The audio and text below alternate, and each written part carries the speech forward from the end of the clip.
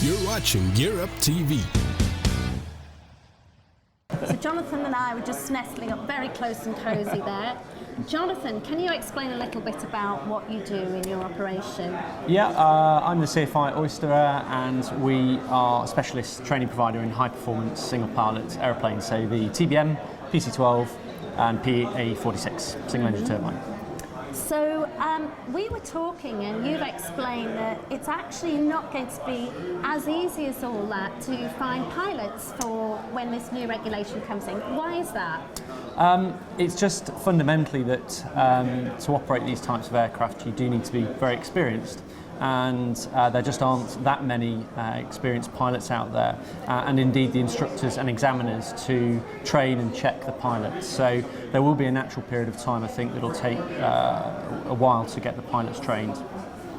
So what are some of the challenges in getting the pilots trained? Because I'd have thought you just come along and get trained, don't you? Isn't that simple? Just get an instructor and get them going. You'd like to think it would be the case. You need to find instructors that are suitably qualified, that are experienced instructors, and fundamentally have got experience on that type.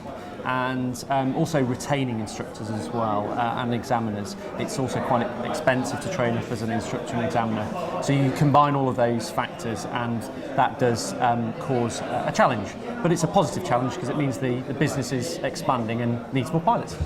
Right, so you can't just buy one of these aircraft and crew them up really simply at the moment. You would need to go to an organisation such as your own to do that.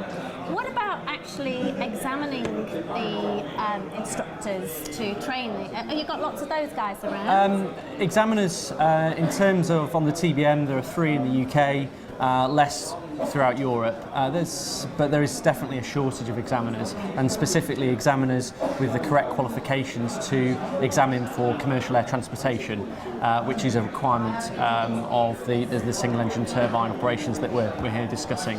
So there aren't many, no. So only 3 in the entire UK, yeah. Not many in Europe. That must make it quite a, well, I'd have thought that would put costs up, because it must have cost you quite a lot to get these guys on board. Yes, yeah, it certainly does, and the good news is that the more hours that we do, the cost will come down. But initially it is quite a high start-up cost to train and make sure that the examiners are safe.